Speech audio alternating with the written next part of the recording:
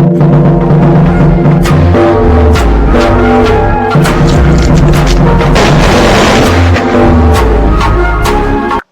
दोस्तों, स्वागत है आप सभी का टैलेंट स्टडी पॉइंट में। आज हम लोग कक्षा 12 भौतिक विज्ञान के कुमार मित्तल से अध्याय 7 के गतिमान आवेश एवं चुंबकीय क्षेत्र का अध्ययन करने वाले हैं।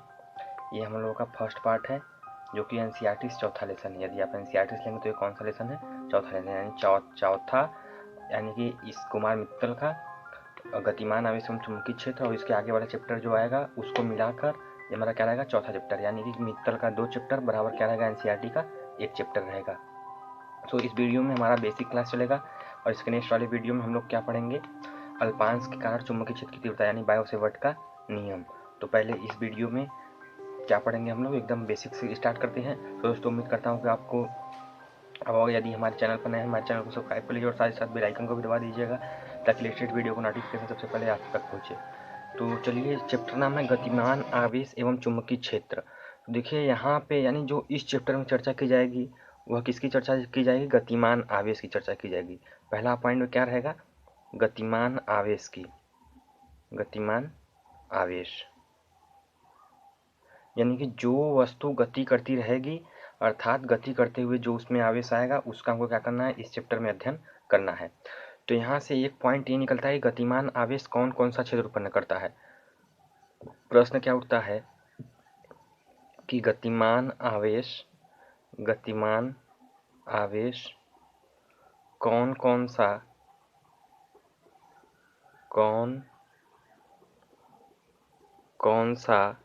क्षेत्र उत्पन्न करता है?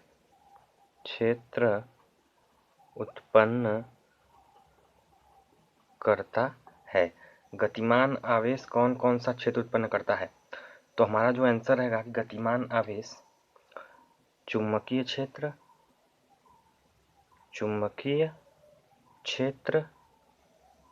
तथा वैद्युत क्षेत्र। तो गतिमान आवेश कौन कौन सा क्षेत्र उत्पन्न करता है? चुंबकीय क्षेत्र तथा वैद्युत क्षेत्र। जबकि स्थिर आवेश क्या करता है? केवल वैद्युत क्षेत्र को उत्पन्न करता है। तो हमारा प्रश्न यहाँ से क्या बन जाएगा कि गतिमान आवेश कौन कौन सा क्षेत्र उत्पन्न करता है? तो हम लोग क्या कहेंगे? गतिमान आवेश चुंबकीय क्षेत्र तथा वैद्युत क्षेत्र दोनों को उत्पन्न करता है। यही से आपको ऑप्शन बनाकर दे देगा कि गतिमान आवेश कौन कौन सा क्षेत्र उत्पन्न करेगा। पहला ऑप्शन में चुंबकीय क्षेत्र, दूसरा में वैद्युत क्षेत्र, तीसरा में कोई नहीं दे देगा और चौथा में क्या रहेगा? सभी। तुम्हारा क्या रहेगा? ये दोनों रहेगा, यानी चुंबकीय क्षेत्र एवं वैद्युत क्षेत्र दोनों उत्पन्न करता है। तो यहाँ से हम लोगों का जो मेन पॉइंट आता है, चैप्टर से हम लोगों का हेडिंग जो आता है वह आता है चुंबकीय क्षेत्र।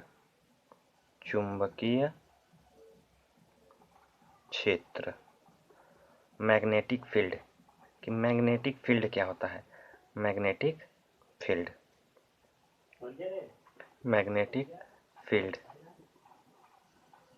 तो देखिए, मैग्नेटिक फील्ड क्या होता है कि किसी चुम्बक के चारों ओर का वह क्षेत्र। फील्ड मतलब क्या होता है? एरिया। अब मैग्नेटिक मतलब क्या होता है? चुम्बक का, मतलब चुम्बक का क्षेत्र। चुम्बक का क्षेत्र मतलब जहाँ तक चुम्बक का क्षेत्र होता है उसको हम लोग क्या कहते हैं? चुम्बकीय क्षेत्र। यानी कि चुम्बक के चारों ओर का वह क्षेत्र जिसमें किसी सुई पर एक बल आघूर्ण का क्या हो? आरोपित हो। यदि चुम्बकीय क्षेत्र हम क्या करें, चलिए इसको लिखता हूँ कि चुम्बक के चारों ओर का वह क्षेत्र, चुम्बक के चारों ओर का वह क्षेत्र जिसमें किसी चुंबकीय सुई को ले जाने पर उस पर एक बल आघूर्ण आरोपित हो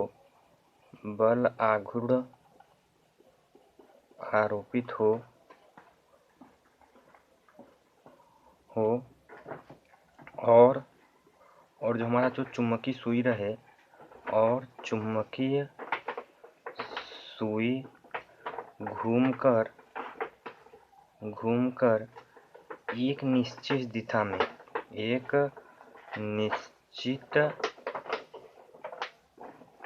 दिशा में ठहर जाती है चुंबकीय क्षेत्र कहलाती है।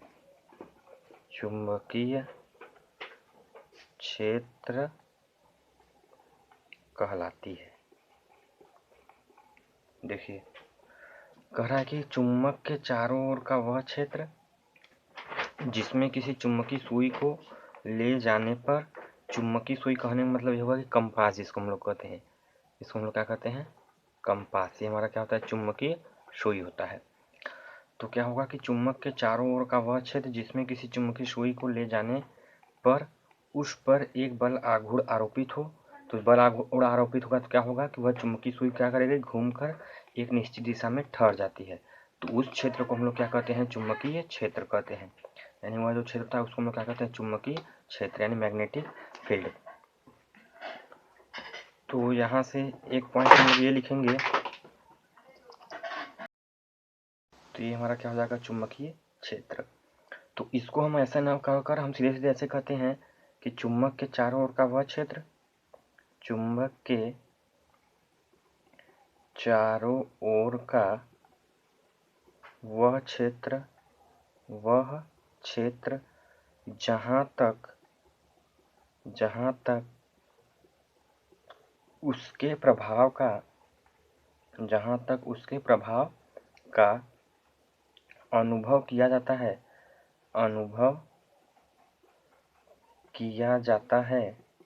क्या कहलाता है, चुंबकीय क्षेत्र कहलाता है। चुंबकीय क्षेत्र कहलाता है। यानी ठेठ भाषा में हम लोग क्या कहेंगे कि चुंबक के चारों ओर का वह क्षेत्र जहाँ तक उसके प्रभाव का अनुभव किया जाता है चुंबकीय क्षेत्र कहलाता है। या किताबी भाषा में हम लोग क्या कहेंगे, चुंबक के चारों ओर का वह क्षेत्र जिसमें किसी चुंबकीय सुई को ले जाने पर उस पर एक बल आघूर्ण, यानी बल आघूर्ण क्या करेगा, आरोपित होगा, और चुंबकीय सुई क्या करेगा, घूमकर एक निश्चित दिशा में ठहर जाती है। निश्चित दिशा में क्या होती है, वो ठहर जाती है, तो उसको हम लोग क्या कहते हैं, चुंबकीय क्षेत्र कहते हैं। तो इस भाषा में हमारा क्या होगा, छोटी सी भाषा में क्या होगा कि चुंबक के चारों ओर का वह क्षेत्र कि जिसमें वह क्षेत्र जहाँ तक उसके प्रभाव का अनुभव किया जाता है वह क्या कहलाता है, हम लोगों का चुंबकीय क्षेत्र। कहने का मतलब ये है कि यदि हमारा मान लीजिए कि ये चुंबक है, ये हमारा क्या है, चुंबक है, जिसका ये नॉर्थ पोल है और हमारा क्या है, साउथ पोल है। तो इसका चुंबकीय क्षेत्र क्या रहेगा, कुछ इस तरह से रहेगा, मतलब कुछ दूर तक ऐसे रहेगा, हमारा क्या रहेगा, ऐसे ऐसे चुंबकीय क्षेत्र रहेगा। क्या होती है, चुंबकीय क्षेत्र रेखाएं जो होती है ये क्या होती है, नॉर्थ से निकलकर साउथ में समाप्त हो जाती है। तो पहले हम चुंबक की बात करें तो ये हो गया चुंबक। तो अगर हम यहाँ पे मान लीजिए कोई लोहे की पिन लाएं, तो अगर मान लीजिए लोहे की पिन यहाँ तक इसका चुंबकीय क्षेत्र, लोहे की पिन लाएंगे तो कुछ नहीं होगा यहाँ तक, लेकिन जैसे इसको सटा देंगे तुरंत ही क्या करेगा, अपनी उस टाक से खींच लेगा। तो कहेंगे कि इसका ये पूरा इसका क्या है, ये एरिया, यानी इस एरिया में जाएंगे तो ये क्या करेगा, अपनी ओर आकर्षित करेगा, यानी हमको इस एरिया में नहीं जाना है।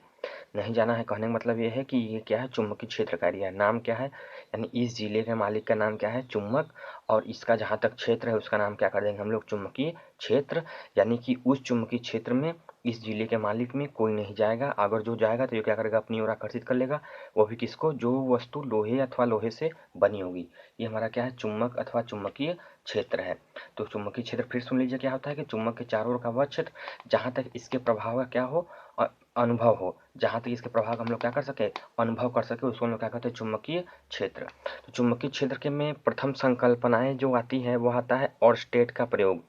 क्या आता है, ओरस्टेड का प्रयोग, ओरस्टेड का प्रयोग। तो चलिए देखते हैं ओरस्टेड का प्रयोग क्या है। ओरस्टेड का प्रयोग क्या है कि ओरस्टेड ने क्या किया, मुख्यतः 3 प्रयोग किए। कितने प्रयोग किए इन्होंने, कुल 3 प्रयोग किए। तो उन्होंने क्या कहा, पहले उन्होंने क्या किया कि एक पहले परिपथ बना लिया। जैसे हम भी क्या करते हैं, एक परिपथ बना लेते हैं, यहाँ से हम क्या कर लेते हैं, एक परिपथ बना लेते हैं। तो ये हमारा क्या हो गया, जैसे मान लीजिए बैटरी हो गया, और ये हमारा क्या है, कुंजी है। जैसे मान लीजिए हमारा क्या है, कुंजी हो गया। फिर यहाँ पे हम लोगों का क्या है, ऐसे है, ये हमारा क्या है, ए है और बी है। इसमें क्या किया उन्होंने, कंपास को रखा, और ये भी हमारा क्या है, कुंजी के खुली है, कुंजी के क्या है, खुली है। और ये हमारा क्या है, बैटरी, ये हमारा क्या है, बैटरी है। पहला प्रयोग ये था उनका। तो दूसरा प्रयोग में उन्होंने क्या किया, कुंजी को बंद कर दिया। कुंजी को उन्होंने क्या कर दिया, बंद कर दिया। हमारा क्या है, बैटरी है, ये क्या कर दिया उन्होंने, बंद कर दिया। तो बंद कर दिया तो क्या देखा, कि मतलब धारा कैसे कैसे निकलेगा, ऐसे ऐसे धरा जाएगा। फिर यहाँ भी उन्होंने क्या किया, कंपास रखा। फिर उन्होंने थर्ड प्रयोग किया। थर्ड प्रयोग में क्या किया कि इस प्लस यानी जो इधर प्लस है और ये माइनस, तो इस प्लस को उधर पलट दिया, यानी ये हमारा क्या हो गया, प्लस हो गया, और ये हमारा क्या हो गया, माइनस हो गया। और ये हमारा क्या है, इधर कुंजी है, और कुंजी कैसा रहेगा, बंद रहेगा। और क्या किया, ऐसे यहाँ पे ये ए बी सीधा हो गया, ये हमारा क्या है, ए बी सीधा हो गया। अब देखिए यहाँ पे क्या किया, वो चुम्बकी सुई लाए, तो देखिए इसमें धारा किधर से बहेगा, ऐसे बहेगा। तो अब देखिए जब उन्होंने देखे फर्स्ट प्रयोग, उसमें पॉइंट डालकर हम लिखेंगे पहला पॉइंट में कि जब कुंजी के खुली होती है, जब कुंजी के खुली होती है तब चुम्बकीय सुई क्षैतिज दिशा में होती है। क्षैतिज दिशा में कहने मतलब यही होगा कि हमारा क्या होता है, नॉर्थ पोल, और ये हमारा क्या होता है, साउथ पोल। क्षैतिज दिशा मतलब क्या रहेगा, अविक्षेप। अविक्षेप अविक्षेप कहने का मतलब ये हुआ कि इस धार में कोई धारा नहीं बहेगी, तो यह चुम्बकीय सुई क्या रहेगा, क्षैतिज दिशा में ऐसे लटका रहेगा, क्षैतिज दिशा में रहेगा, अर्थात इस पर कोई भी प्रभाव नहीं काम करेगा। सेकेंड में उन्होंने क्या किया, सेकेंड में उन्होंने क्या किया कि जैसे ही कुंजी को दबाया तो उन्होंने देखा कि जो चुम्बकीय सुई है, वह चुम्बकीय जो सुई है उसका जो नॉर्थ पोल है वह क्या हुआ, थोड़ा सा ऐसे घूम गया। देखिए ये नॉर्थ पोल है और ये हमारा क्या है, साउथ पोल है। चलिए थोड़ा सा मैं इसको अच्छा बना देता हूँ। इसको में देखिए उन्होंने क्या किया कि ये क्या हुआ, ऐसे हो गया, मतलब ये हमारा नॉर्थ किधर चला गया, उधर, और साउथ किधर चला गया, नीचे। तो नॉर्थ क्या यहाँ चला गया, धारा की दिशा में। फिर थर्ड में उन्होंने क्या किया कि थर्ड में जब किया तो क्या किया कि साउथ वाला जो क्या क्या था ऐसे विक्षेपित हो गया, मतलब ये वाला नॉर्थ वाला इधर आ गया और साउथ वाला इधर आ गया। ये हमारा क्या है, धारा की दिशा है, ये हमारा क्या हो रहा है, बह रहा है। चलिए देखिए उन्होंने निष्कर्ष क्या निकाला कि जब उन्होंने प्रयोग संख्या 1 किया, यानी चित्रानुसार प्रयोग संख्या 1 से और स्टेट ने बताया कि जब कुंजी क्या हो, खुली हो, कुंजी के क्या हो, खुली हो, तब चुंबकीय सुई में कोई भी विक्षेप नहीं उत्पन्न होता है, अर्थात यह क्षैतिज दिशा में क्या होती है, स्थिर रहती है। अर्थात क्या रहती है, क्षैतिज दिशा में स्थिर रहती है, जैसा कि चित्र में दर्शाया गया है, ये पहला पॉइंट में। तो उन्होंने यही निष्कर्ष निकाला यहाँ से कि जब बैटरी से कोई भी धारा नहीं बहती है तब तार में चुंबकीय क्षेत्र उत्पन्न नहीं होता। जैसे मतलब धारा बहेगी तो क्या होगा, उसमें चुंबकीय क्षेत्र उत्पन्न नहीं होगा, क्योंकि उन्होंने बताया था कि अगर चुंबकीय क्षेत्र उत्पन्न होगा तो ये क्या हो जाएगी, विक्षेपित हो जाएगी। ये क्या हो जाएगी, विक्षेपित हो जाएगी, क्योंकि चुंबकीय क्षेत्र का वही परिभाषा है कि जब उसमें हम लोग क्या करेंगे, किसी चुंबकीय सुई को लेकर जाएंगे तो क्या हो जाएगी, विक्षेपित हो जाएगी, और घूमकर एक निश्चित दिशा में हो जाएगी। तो ये विक्षेपित हो ही नहीं रहा है, इसका मतलब क्या हुआ कि तार में कोई भी चुंबकीय क्षेत्र उत्पन्न नहीं हुआ।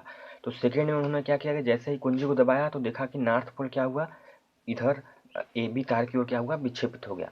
जैसे ही उन्होंने कुंजी को दबाया, कुंजी के को क्या किया, उन्होंने दबाया, अर्थात क्या किया, उनको ऑन किया।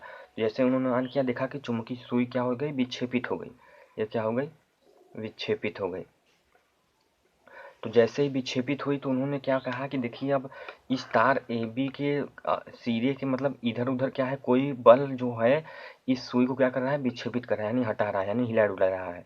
तो वही जो होता है, यानी इस तार के जो अगल बगल जो क्षेत्र है उसी को उन्होंने क्या दिया, चुंबकीय क्षेत्र नाम दिया। यानी प्रयोग संख्या 2 में उन्होंने क्या कहा कि जैसे ही कुंजी को हम लोग ऑन करते हैं वैसे ही चुंबकीय क्षेत्र में मतलब ए बी सिरे के पास, ए बी तार के पास जैसे ही ये कंपास रहता है, ये क्या करता है, विक्षेपित होने लगता है।